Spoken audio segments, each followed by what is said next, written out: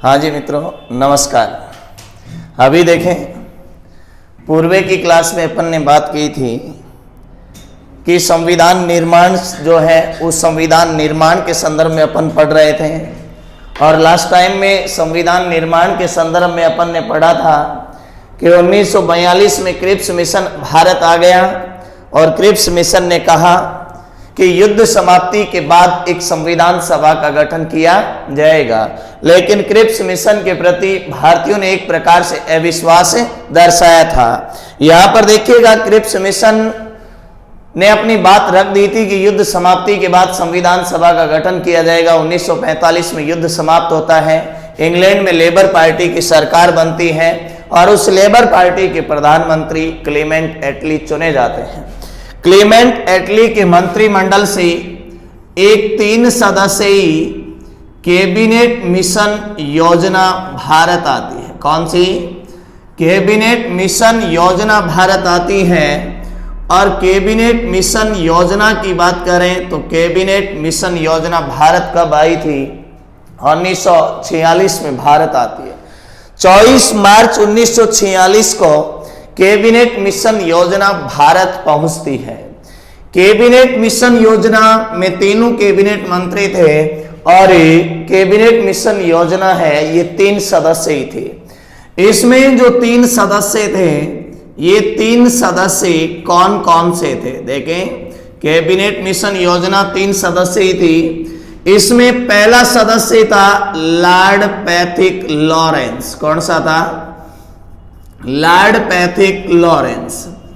Lord Pethick Lawrence की बात करें तो Lord Pethick Lawrence cabinet mission योजना का क्या था? अध्यक्ष था। पहला सदस्य कौन था? Lord Pethick Lawrence. ये Lord Pethick Lawrence cabinet mission योजना का क्या है? अध्यक्ष हैं। और लॉर्ड पैथिक लॉरेंस की बात करें तो लॉर्ड पैथिक लॉरेंस के पास उस समय पद कौन सा था? भारत सचिव का था। मित्रों, यहां से एक सवाल पैदा होता है कि ब्रिटिश पार्लियामेंट में जो भारत सचिव का पद था, ये भारत सचिव का पद कब सर्जित किया गया था? देखें, भारत की शासन व्यवस्था 1858 के भारत शासन अधिनियम में सीधा किसके अधीन आ गई थी? इंग्लैंड की महारानी के अधीन चली गई थी। यहां पर देखें, उस समय इंग्लैंड की महारानी विक्टोरिया थी और उस समय घोषणा की गई थी कि भारतीय मामलों को देखने के लिए ब्रिटिश पार्लियामेंट में किसका पद होगा? भारत सचिव का पद होगा। तो भारत सचिव का पद कब सर्जित किया गया था? 1858 में सर्जित किया गया था। भारत सचिव की सहायता व सलाह के लिए, भारत सचिव की सहायता व सलाह के लिए क्या होगी? 15 सदस्यीय भारत परिषद होगी। कितने सदस्यीय? एक 15 सदस्यीय भारत परिषद होगी, जो भारत परिषद भारत सचिव की सहायता और सलाह का काम करेगी। भारत सचिव या भारत मंत्री का जो पद है, ये 1947 का जो भारतीय स्वतंत्रता अधिनियम था, इस भारतीय स्वतंत्रता अधिनियम में क्या हो गया था? समाप्त हो गया था। दूसरे सदस्य की बात करें तो दूसरे सदस्य में नाम आता है स्टेफर्ड क्रिप्स। स्टेफर्ड क्रिप्स की बात करें तो स्टेफर्ड क्रिप्स को क्या कहा जाता है? स्टेफर्ड क्रिप्स उस समय, माफ करना, क्या थे? व्यापार मंत्री थे। स्टेफर्ड क्रिप्स क्या थे? व्यापार मंत्री। और तीसरा जो सदस्य था, ये तीसरा सदस्य था एवी अलेक्जेंडर। एवी अलेक्जेंडर की अपन बात करें तो ये क्या थे? ये थे नौसेना मंत्री। इस प्रकार से ये 3 सदस्यीय कैबिनेट मिशन योजना भारत आ गई 24 मार्च 1946 को। लेकिन इसने अपने उद्देश्य स्पष्ट नहीं किए। इसने अपने उद्देश्य स्पष्ट किए 16 मई 1946 को। अब देखें, कैबिनेट मिशन योजना के क्या उद्देश्य थे? इन्होंने उद्देश्य आते ही स्पष्ट क्यों नहीं किया? इतना टाइम क्यों लिया? देखें, पहले इसने भारतीय भूभाग की स्थिति को समझा। भारतीय भूभाग की स्थिति को समझने के बाद 16 मई 1946 को कैबिनेट मिशन योजना ने अपने उद्देश्य स्पष्ट किए और कैबिनेट मिशन योजना का उद्देश्य था भारतीय संविधान सभा के गठन में वायसराय का सहयोग करना। भारतीय संविधान सभा के गठन में वायसराय का सहयोग करना। संविधान सभा के गठन में वायसराय का सहयोग करना। इसके अलावा कैबिनेट मिशन योजना का उद्देश्य था कि कांग्रेस और मुस्लिम लीग के बीच विवाद को सुलझाना। कांग्रेस और जो मुस्लिम लीग है, इस मुस्लिम लीग के बीच जो विवाद है, इस विवाद को खत्म करना भी कैबिनेट मिशन योजना का उद्देश्य था। देखिए, कैबिनेट मिशन योजना में जब अपन गहराई से पढ़ें तो दो उद्देश्य सामने आते हैं। एक तो मुख्य उद्देश्य, कैबिनेट मिशन योजना का मुख्य उद्देश्य था कि भारतीय संविधान सभा का गठन करना या गठन में वायसराय का सहयोग करना, और उस समय कांग्रेस और मुस्लिम लीग के बीच जो विवाद है, इस विवाद को खत्म करना किसका उद्देश्य था? कैबिनेट मिशन योजना का उद्देश्य था। लेकिन अपन कैबिनेट मिशन योजना के गौण उद्देश्य की बात करें तो कैबिनेट मिशन योजना का गौण उद्देश्य था भारत का विभाजन करना। कैबिनेट मिशन योजना का गौण उद्देश्य क्या था? भारत का विभाजन करना।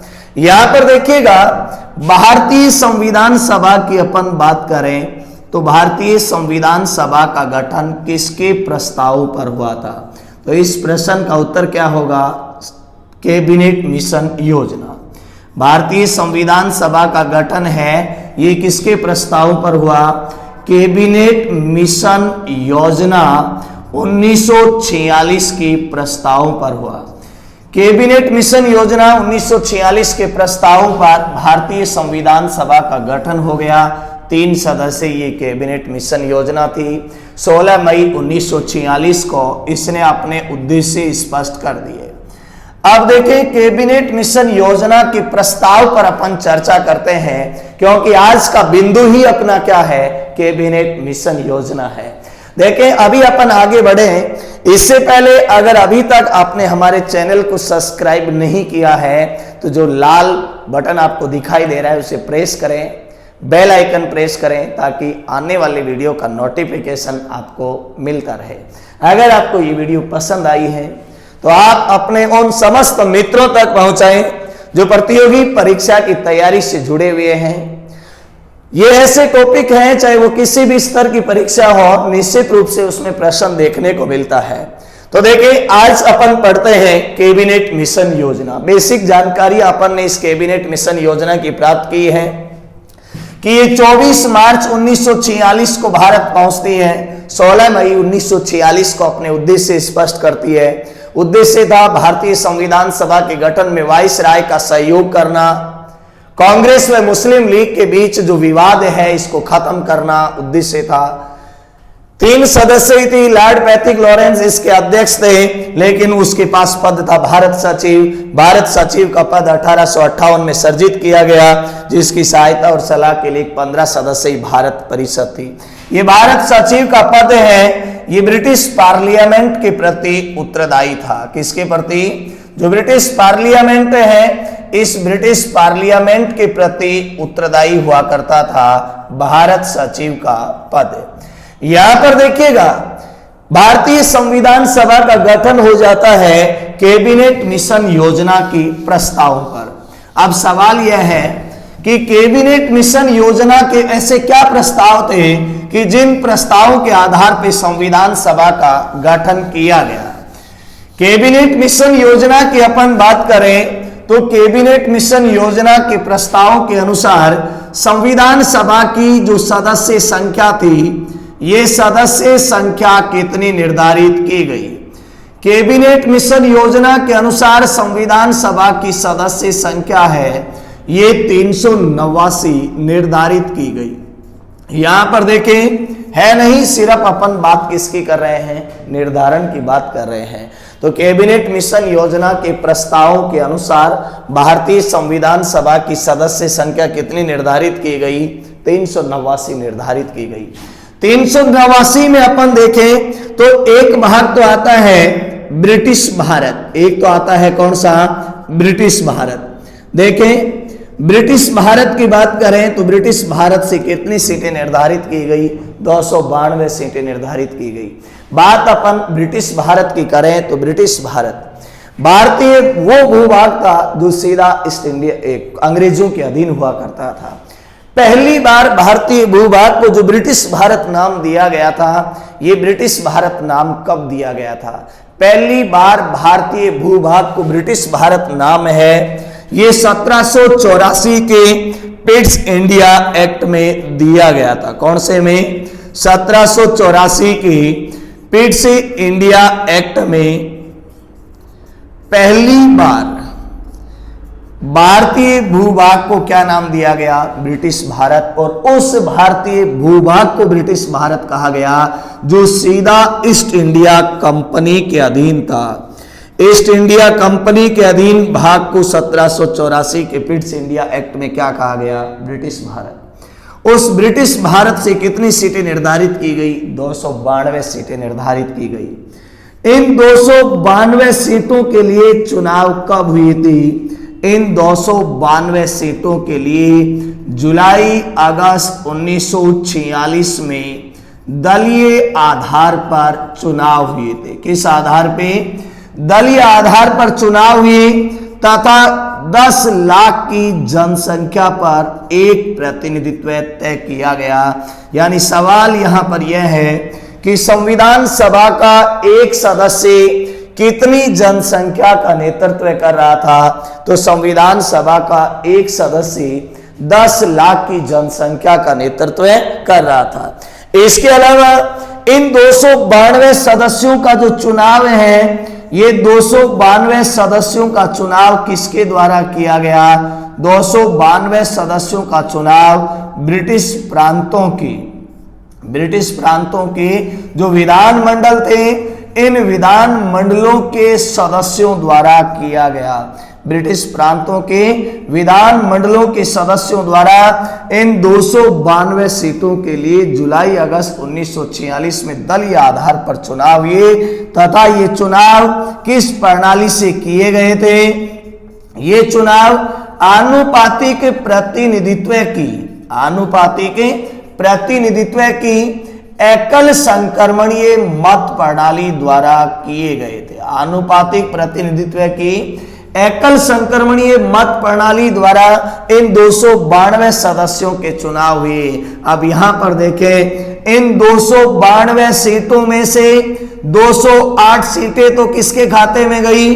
कांग्रेस के खाते में गई, जबकि 73 सीटें हैं, ये 73 सीटें किसके खाते में गई? मुस्लिम लीग के खाते में गई। शेष अन्य व निर्दलियों को प्राप्त हुई। यहां पर देखें, मुस्लिम लीग को मात्र 73 सीटें मिली, मुस्लिम लीग को गुस्सा आया।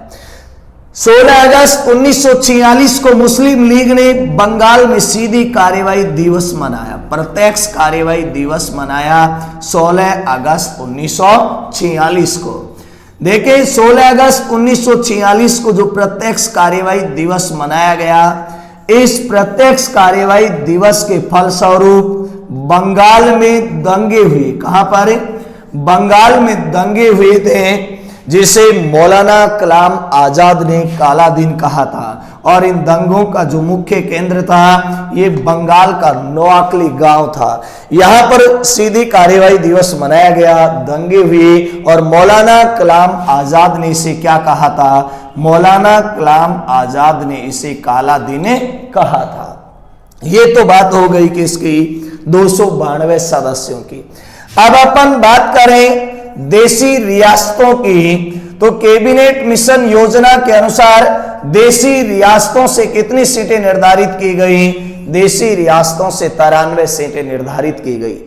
इन 93 सदस्यों की नियुक्ति देशी रियासतों के शासकों के साथ विचार विमर्श व मंत्रणा के आधार पर की गई। किस आधार पे?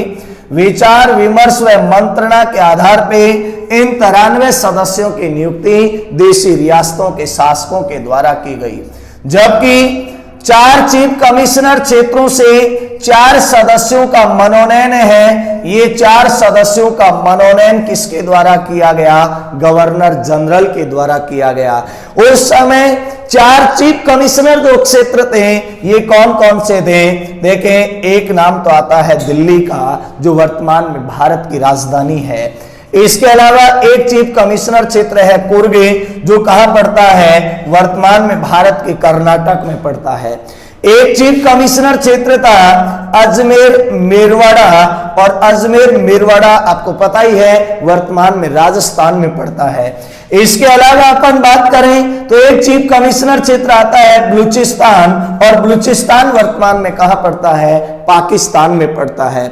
इस प्रकार से कैबिनेट मिशन योजना द्वारा सदस्य संख्या 389 निर्धारित की गई, जिनमें 292 कहां से थे? ब्रिटिश भारत से, 93 सदस्य देशी रियासतों से, और 4 सदस्य 4 चीफ कमिश्नर क्षेत्रों से थे।